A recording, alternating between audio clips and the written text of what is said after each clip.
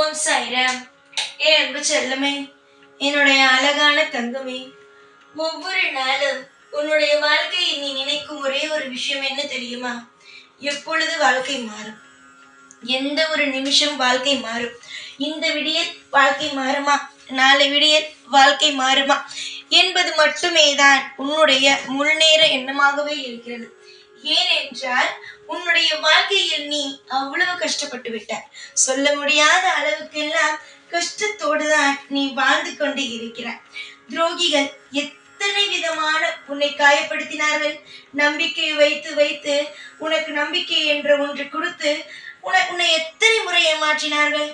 சரி, அவர்கள் தான் ஏமாற்றினார்கள், நீயும் அவர்களிடம் எத்தனை முறை ஏமாந்தாய்? ஒரு முறை ஏமாற்றினால் ஏமாந்து விட்டார் என்று சொல்லலாம். ஆனால் அவர்கள் ஒவ்வொரு முறையும் உன்னை ஏமாற்றுவார்கள். நீயும் துரோகிகள் ஏமாற்றுகிறார்கள் என்று தெரியாமல் ஏமாந்து கொண்டே இருந்தார். இப்பொழுதுதான் அடித்துக் கொள்கிறார். அப்பொழுதே அவர்களை எல்லாம் ஒதுக்கி வைத்திருந்தால் இப்பொழுது நான் என்னுடைய வாழ்க்கையில் நல்லபடியாக இருந்திருப்பேனே. என்னிடமிருந்து எல்லா விஷயத்தையும் பெற்றுக்கொண்டு கடைசியில் என்னை இப்படி விட்டு விட்டார்கள். காசு பணம் எல்லாமே அவர்களுக்கு வந்து விட்டது, ஆனால் எனக்கு எதுவுமே வரவில்லை. எப்பொழுது அவர்களுக்கு கொடுத்து நான் இப்பொழுது ஏமாந்து நிற்கிறேன். இதுதான் இப்பொழுது என்னுடைய வாழ்க்கையில் இருக்கும் நிலை என்று சொல்லி தவிக்கிறார். நான் உனக்கு நீ செய்யும் பொழுதே பல ரூபத்தில் வந்து சொன்னேன், மனித ரூபத்திலும் வந்து சொன்னேன், அதே நேரம் அசிரியாகவும் சொன்னேன். எல்லாவற்றையும் கொடுக்கிறாய், எல்லாவற்றையும் செய்கிறாய், கடைசியில் ஏமாந்துதான் போகிறாய் என்று சொன்னேன். ஆனால் நீ கேட்டாயா என்ன? கேட்கவே இல்லையே. நீ கேட்டிருந்தாய் இப்பொழுது இந்த நிலைமை உனக்கு வந்திருக்காதே. அடுத்தவர்கள் சொந்தத்தில் இருப்பவர்களுக்கு திருமணம் செய்து கொடுக்க வேண்டும் என்று திருமணத்திற்கு உதவி செய்தாய். அதற்கு பிறகு ஒவ்வொரு குடும்பத்திலும் யாருக்காவது வேலை இல்லை, அவர்கள் கஷ்டப்படுகிறார்கள் என்றால் உன்னுடைய கையில் இருக்கும் காசுகளை எடுத்து கொடுத்தாய். எல்லாவற்றையும் துடைத்து துடைத்து உன்னுடைய குடும்பத்தில் இருக்கும் காசு பணங்களை துடைத்து துடைத்து கொடுத்து இப்பொழுது உன்னுடைய வீட்டில் ஒன்றுமே இல்லாமல் அல்லவா நிற்கிறாய். உன்னுடைய வாழ்க்கையில் நான் அதிகமாக உனக்கு சொல்லியிருக்கும் விஷயங்கள் உனக்கு வைத்து கொண்டு உன்னுடைய வாழ்க்கையில் உனக்கு என்ன வேண்டுமோ, எவ்வளவு பணம் அது வைத்துக் கொண்டு மற்றவர்களுக்கு செய். உனக்கே வைத்துக் கொள்ளாமல் மற்றவர்களுக்கு செய்யாதே என்று சொல்லி இருக்கிறேன். ஆனால் நீ கேட்டாயா என்ன? கேட்கவே இல்லையே. ஒவ்வொரு நிமிஷமும் உன்னுடைய வாழ்க்கையில் நான் சொன்னதை நீ கேட்கவில்லை, மற்றவன் சொல்வதை தான் கேட்டாய். நீங்கள் என்ன நினைக்கிறீர்கள்? தெய்வம் சொன்னதை செய்தால் வாழ்க்கையில் உருப்பட முடியாது என்றா? இப்பொழுது நான் சொன்னதை இதுவரைக்கும் செய்யவில்லை, நன்றாக இருக்கிறாய் போல. தெய்வம் உங்களுக்கு எப்பொழுதும் நல்லதுதான் செய்யும், துரோகம் செய்யாது. அதை நீங்கள் இங்கு புரிந்து கொள்ள வேண்டும். காலம் காலமாக உனக்கு தேவைப்படும் ஒவ்வொன்றையும் செய்து கொடுத்து கொண்டு இருக்கிறோம். நல்லதோ கெட்டதோ எல்லாவற்றையும் முன்னின்று செய்கிறோம். செய்து கொடுத்து உங்களுடைய வாழ்க்கையை நாங்கள் மிக சிறப்பாகவே ஆக்குகிறோம். தெய்வங்களாகிய நாங்கள் உங்களுக்கு கெட்டது செய்ய மாட்டோம். கெட்டது செய்பவர்களை கூட அடையாளம் தான் காட்டுவோம். நாங்கள் அடையாளம் காட்டுவதை கூட புரிந்து கொள்ளாமல் உங்களுடைய இஷ்டத்திற்கு அவர்கள் எல்லாம் நல்லவர்கள் தான், இவர்கள் எல்லாம் நல்லவர்கள் தான் என்று அவர்களுக்கு சான்றிதழை கொடுப்பீர்கள் நீங்கள். அதற்கு பிறகுதான் அவர்கள் எல்லோரும் கெட்டவர்கள், உன்னுடைய கையில் இருக்கும் பணத்திற்காக ஆசைப்பட்டுத்தான் வந்தார்கள் என்பதை நீ அப்புறம்தான் உணர்வாய். அது எதற்கு? எல்லாம் போனதற்கு பிறகு மற்றவர்கள் இப்படிதான் அப்படிதான் என்று சொல்லி அவர்களை நான் புரிந்து கொண்டேன் என்று சொல்லி பிரயோஜனம் என்ன? பிரயோஜனமே இல்லையே. எல்லாமே இருக்கும் பொழுது காப்பாற்ற நினைத்தேன், ஆனால் நீ எல்லா விஷயத்தையும் தட்டிவிட்டாய். இப்பொழுது பணமும் இல்லை, சொந்தங்களும் இல்லை, எல்லோரும் வாங்கி கொண்டார்கள். உன்னுடைய கைராசி அவர்களை வாழ வைக்கிறது. அவர்களுக்கு கொடுத்து உன்னிடம் இருக்கும் அனைத்தையும் இழந்து விட்டாய். படிப்படியாக முன்னேறினாய், அப்படியே படிப்படியாகவே இறங்கி கொண்டிருக்கிறார். இதெல்லாம் நான் யார் மீது தவறு என்று சொல்வேன்? நீயே சொல், மனசாட்சி தொட்டு சொல். தெய்வத்தின் மீது தவறா? தெய்வம் உனக்கு யார் எப்படி என்பதை காட்டவில்லையா? யார் என்ன செய்கிறார்கள், ஏது செய்கிறார்கள் என்பதை உனக்கு உணர்த்தவில்லையா? எல்லாமே தெய்வம் உணர்த்தியது. காலம் உனக்கு இவர்கள் இப்படிதான் என்றதை காட்டியது. ஆனால் நீ கேட்கவில்லையே. நீ உன்னுடைய இஷ்டத்திற்கு அல்லவா எல்லா விஷயத்தையும் செய்தாய். உன்னுடைய வாழ்க்கையில் நீ தெய்வத்தின் பெயரை கூட சொல்லாமல் உன்னுடைய இஷ்டத்திற்கு என்னென்னவோ செய்தாயே. அதற்கெல்லாம் இப்பொழுது அனுபவிக்கிறாய். அதுதான் உண்மை. தெய்வம் உங்களுக்கு வழிகாட்டும். இந்த நிமிஷம் இதை செய்யாதே, இதை செய் என்று அசிரரியான வாக்குகளையும் அசிரரியான குரல்களையும் கொடுக்கும். அதைப்படி நீ நடந்தால் நிச்சயமாக உனக்கு நல்லது நடக்கும். அதையெல்லாம் விட்டுவிட்டு உன்னுடைய இஷ்டத்திற்கு அப்போதைக்கு இவ்வளவு கொடுக்கணும், நல்ல பேர் எடுக்கணும், இந்த விஷயத்த செய்யணும், அந்த விஷயத்த செய்யணும்னா என்ன நடக்கும்? நீயே சொல்லு. தர்த்திரியம்தான் வந்து தாண்டவம் ஆடும். அவர்களுக்கு உன்னுடைய அதிர்ஷ்டம் போனது. அவர்களிடம் இருக்கும் தத்திரியங்கள் உன்னிடம் வந்து இப்பொழுது தாண்டவம் ஆடுகிறது.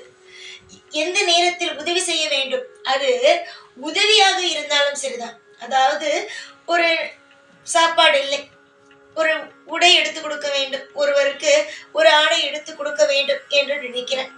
அப்படி நினைக்கும் பொழுது ஒரு ஆசையாக நினைக்கும் பொழுது நேரத்தையும் காலத்தையும் பார்க்க வேண்டும். இப்பொழுது செய்யலாமா, இந்த நேரத்தில் செய்யலாமா என்பதை பார்க்க வேண்டும். அந்த நேரமானது எப்படி இருக்க வேண்டும்? நல்ல நேரமாக இருக்க வேண்டும். ஒரு நாளுக்கு நல்ல நேரம் என்பது இருக்கிறது அல்லவா? அந்த நல்ல நேரமாக இருக்க வேண்டும். எந்த நேரமாக இருக்கக்கூடாது என்றால் குலுசமாக இருக்கக்கூடாது. ஒருவருக்கு நீ பணம் கொடுக்கிறாயோ இல்லை நகையை கொடுக்கிறாயோ, அந்த நேரம் குலுசமாக இருக்கக்கூடாது. அப்படி கொடுக்கும் பொழுது உன்னுடைய வாழ்க்கையில் என்ன தெரியுமாகும்? எல்லாமே நீ குலுசத்தில் ஒருவருக்கு நகையையோ பணயத்தையோ நீ கொடுக்கிறாய். அப்படி அந்த நேரத்தில் நீ கொடுக்கும் பொழுது அப்படியே உன்னிடம் இருக்கும் அனைத்துமே போய்விடும், அனைத்துமே போய்விடும். அதற்குத்தான் நான் சொல்வேன், எல்லா விஷயத்தையும் தெரிந்து கொண்டு செய். தெரியாமல் செய்து எந்த ஒரு விஷயத்திலும் மாட்டிக்கொள்ளாது என்று. நீ உன்னுடைய வாழ்க்கையில் இப்பொழுது பணமும் இல்லை, நகையும் இல்லை. அதெல்லாம் எதனால்? நேர காலம் பார்க்காமல் செய்தது இப்பொழுது அப்படியே துடைத்து கொண்டு போய்விட்டது.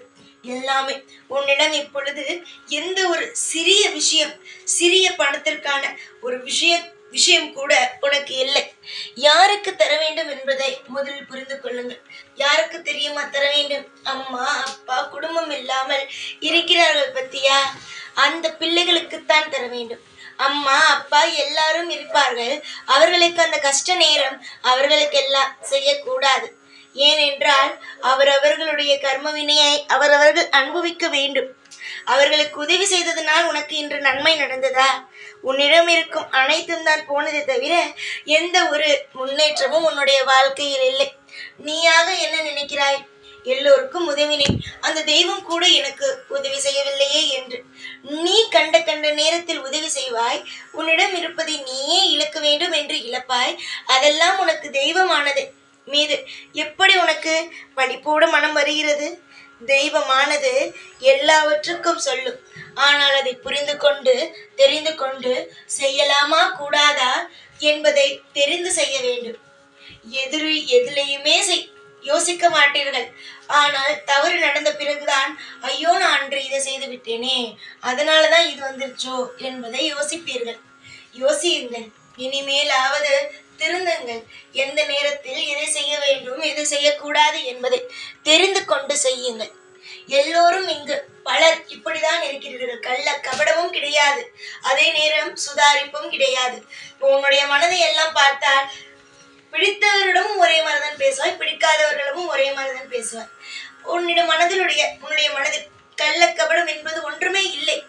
ஏனென்றால் நீ யாருக்கும் எந்த கெடுதலும் செய்யவில்லை, யாரும் கெட்டு போக வேண்டும் என்று திட்டமும் போடவில்லை. ஏனென்றால் நீ என்னுடைய பிள்ளையாக இருக்கும் உனக்கு எல்லாமே அற்புதமாகத்தான் நடக்கும். இப்பொழுது நீ அனுபவித்துக் கொண்டு இருக்கும் இந்த காலகட்டமானது சீக்கிரமாகவே மாறும். இந்த காலகட்டத்தில் இருந்து உன்னை கூடிய சீக்கிரமாக மீட்டு வெளியே கொண்டு வருவேன். எதிர்பார்த்த ஒவ்வொரு தருணங்களும், எதிர்பார்த்த ஒவ்வொரு விஷயங்களும் கூடிய சீக்கிரமாகவே உன்னுடைய வாழ்க்கையில் நடத்தி தருவேன். யாரெல்லாம் உன்னுடைய வாழ்க்கையில் நீ வீணாக போவாய், நீ எல்லா விஷயத்தையும் இழந்துதான் நிற்பாய் என்று சாபம் விட்டார்களோ, என்னென்ன விஷயங்கள் உனக்கு பின்னாடி பேசினார்களோ அவர்கள் அனைவருமே வெட்கப்பட்டு தலை குனிந்து உன்னுடைய வீட்டு வாசலில் வந்து நின்று உதவிகளை கேட்பார்கள். பழைய மாதிரி பழைய விஷயம் என்ன செய்தார்கள்? உன்னிடம் வந்து உதவிகளை கேட்டார்கள். ஆனால் இப்பொழுது உன்னை கண்டுகொள்ளவில்லை. அவர்களுக்கும் அந்த பழைய கட்டமானது வரும். உன்னுடைய வாழ்க்கையிலும் நீ இழந்ததை விட பல மடங்கு திரும்பி தருவேன். அதற்கெல்லாம் காரணம் நீ கள்ள கபடம் இல்லாமல் யதார்த்தமாக ஒவ்வொருவருக்கும் செய்தது. ஆனால் இதற்குமே நீ யாருக்கும் எதுவும் எப்பொழுதும் செய்யக்கூடாது. நீ யாருக்கு செய்ய வேண்டும் என்று ஏற்கனவே சொல்லிவிட்டேன். அவர்களுக்கு மட்டும்தான் நீ செய்ய வேண்டுமே தவிர மற்றபடி உன்னுடைய உறவுகளில் இருப்பவர்கள், உன்னுடைய கூட எதிரியாக இருப்பவர்கள் கஷ்டப்படும் பொழுதோ அவர்களுக்கெல்லாம் உதவி செய்தால் அதற்கு மேல் உன்னுடைய வாழ்க்கையில் ஏதாவது கஷ்டங்கள் வந்தாலும், பணங்கள் ஆனது நஷ்டமாக போனாலும், எந்த ஒரு இடத்திலும் நான் உனக்கு உதவி செய்ய மாட்டேன். நான் மட்டுமல்ல, எந்த தெய்வமும் உனக்கு உதவி செய்யாது. உனக்கான ஒரு வழியை காட்டிவிட்டேன். பணம் வரக்கூடிய வழியை, அந்த வழி கூடிய சீக்கிரமாக உன்னிடம் வந்து சேரும். உன்னுடைய தொழிலானது நிச்சயமாக முன்னுக்கு வரும். அதனால் நீ நிச்சயமாகவே நிறைய பணத்தை சம்பாதிப்பாய். நீ பழைய நாள் வர வேண்டும் என்று நினைக்கிறாய். நீ பழைய மாதிரி வாழ வேண்டும் என்று நினைக்கிறாய் அல்லவா? அந்த பழைய விஷயங்கள் எல்லாமே மறந்து போய் உனக்கு இதுதான் வாழ்க்கை, பழைய நாளை விட இந்த நாள் ரொம்ப நல்லா இருக்கேன்னு நீ சொல்ற அளவுக்கு உன்னுடைய வாழ்க்கையில அற்புதமான விஷயங்கள் நடக்கும். எல்லாமே அப்படியே மும்மடங்கு உனக்கு திரும்ப கிடைக்கும். கஷ்டங்கள் மட்டும் உனக்கு அதிகமானது கிடைத்தது அல்லவா? உன்னுடைய வாழ்க்கையிலும் நல்லதும் அதே மாதிரி முன்மடங்கு நல்லதாகவே கிடைக்கும். துரோகிகள் வாங்கி கொள்ளும் வரைக்கும் எல்லாவற்றையும் வாங்கி கொண்டார்கள். ஆனால் இப்பொழுது உன்னை தூக்கி எறிந்து விட்டு போய்விட்டார்கள். செய்த நீயே இப்பொழுது துவண்டு நிற்கிறாய். கூடிய சீக்கிரமாகவே உன்னுடைய வாழ்க்கையில் நீ மிக சிறந்த ஒரு இடத்திற்கு வருவாய். நீ அப்பொழுது யோசிப்பாய், நல்லது, இனிமேல் அது திருந்த வேண்டும் என்று. அப்பொழுது நீ யோசித்து வாழ்க்கையை திருப்திகரமாக ஆக்குவாய். புரிந்து கொள். யார் யார் எப்படி என்று பார்த்து செய். உன்னிடம் காசு பணத்தை வாங்கியவர்கள் தான் இப்பொழுது உன்னை தூற்றி நிற்கிறார்கள். அவரால் தான் அவள் குடும்பம் போனது என்று. காசு பணமும் கொடுக்கும் பொழுது உங்களுக்கு இருக்கிறதா என்று ஒரு முறை கேட்டிருக்கிறார்களா? கேட்டதே கிடையாது. காசு பணமும் கொடுக்கிறார்கள் என்பதற்காக ஓடி வந்து வாங்கினார்கள். இப்பொழுது உன்னிடம் இல்லை என்ற உடன் உன்னை விட்டு ஒதுங்கி விட்டார்கள். போனது போகட்டும். நன்மை செய்தாய், அவர்கள் திரும்ப நன்மை செய்யவில்லை. அதற்காக என்ன செய்ய முடியும்? அவர்களை விடை பார்த்து கொள்ளலாம். ஒவ்வொரு நாளும் இனி உன் கூடவே இருப்பேன். அதில் எந்த மாற்றமும் இல்லை. ஓம் சாய்ராம்.